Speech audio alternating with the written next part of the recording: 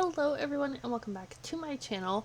For today's Halloween look, we are going to be doing a cute cottagecore inspired little mushroom Halloween tutorial. So let me show you how I did this look.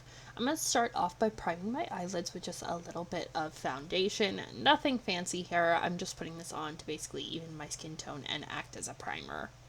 For my eyebrows, I'm just using the NYX Thick It and Slick It brow fibers and mascara. This is just to match the color of my brows to my wig, since as you can tell by the thumbnail, I am wearing a ginger wig with that kind of blonde color blocking. I wanted to have lighter brows and ones that had some of that more warm tone auburn. Even though my brows are very light, they don't have a lot of color to them, so this is a really good product to kind of add that color in.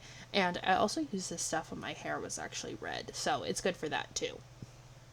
Now going in with a very light orange, I'm just going under my brow bone down to my crease, just do a little highlight and start establishing this kind of sunset palette that I went with. I just wanted everything to be like very orange and red. It just felt very mushroomy to me, very foresty. I don't know, I thought it was cute.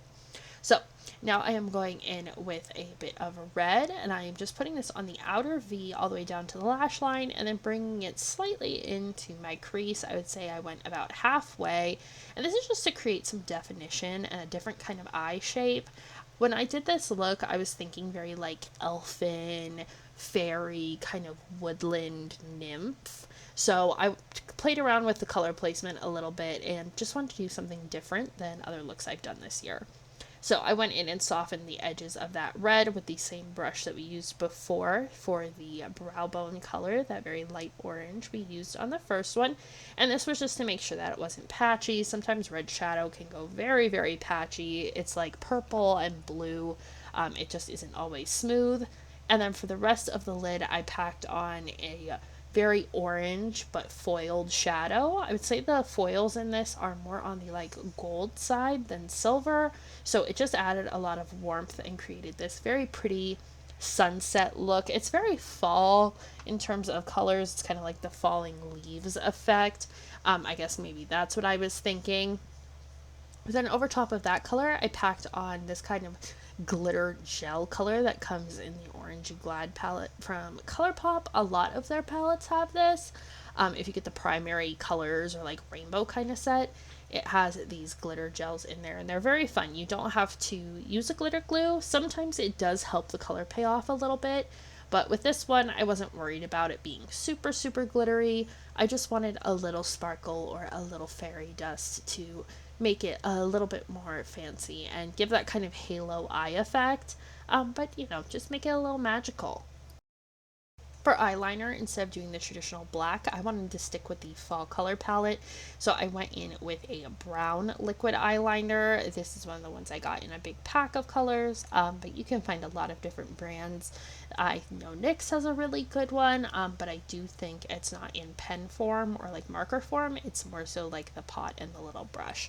But I just did a everyday sort of 60s style wing, just flipping up, and I'm kind of realizing as I'm editing this, it did make my eyes look very leafy. So if you were just doing like maybe a Mother Nature look, or if you're going as like all of the seasons with a group, this could also kind of work for that. It's very autumn, very fall.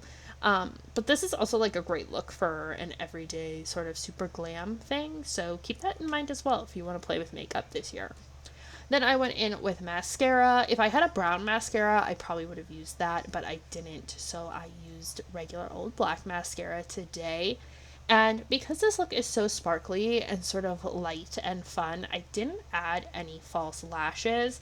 I didn't want lashes to cover up any of the work that I did with glitter, and I also didn't put anything on the bottom under my waterline, just because I wanted this to stay very, very fresh looking, even though it is super glam.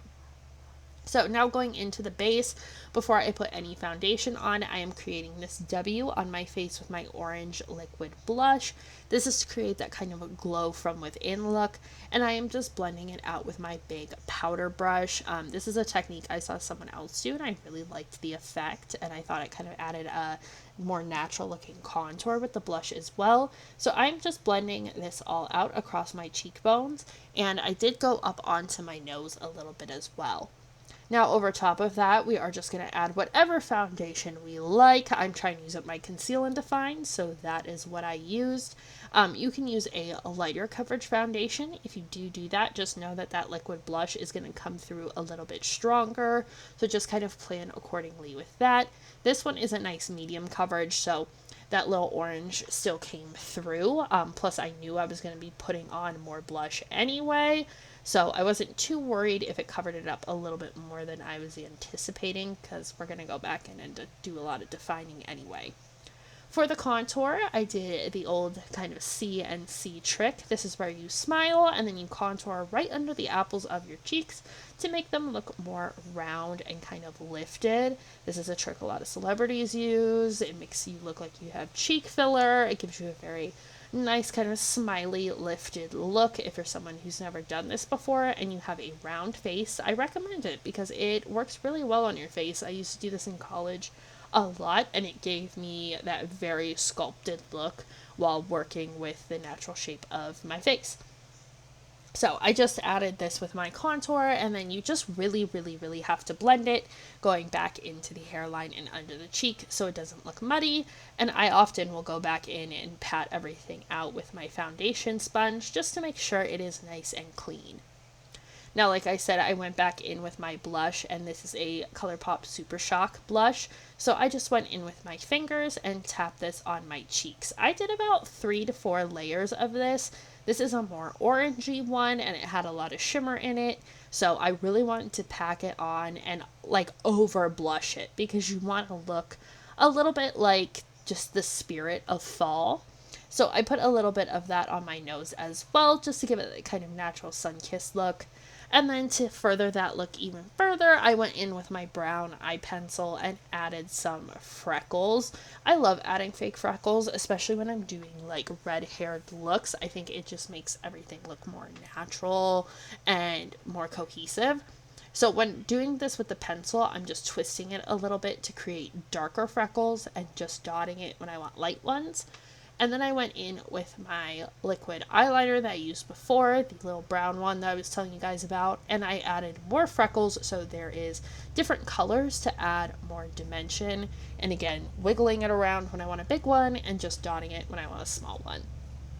Then I went in with my highlighter. This is MAC Soft and Gentle, and I am adding this all over my cheekbones, up my nose, the bridge of my nose, my cupid's bow, and my chin. I went in pretty heavy with this because I wanted that really pretty golden glow to kind of match what I was doing with my blush. And then I added this hot coral lip color, which is one of my absolute favorites from Stila. It is so bright, it is so intense, and it's so fun. Like, it's just a super fun, pretty color that I really like wearing regardless of my hair color, but when my hair is on the more reddish side or even towards blonde, I think it just adds so much. But it makes your lips look so plump and juicy and vibrant. If you are afraid of reds, I recommend this color. So costume, I just have this little peasant skirt that is brown with these little white flowers on it. And then the top is just my little peasant top with gold buttons that kind of sits off the shoulders. I just thought this was very cottagecore-esque and, you know, could look like the stem of a mushroom.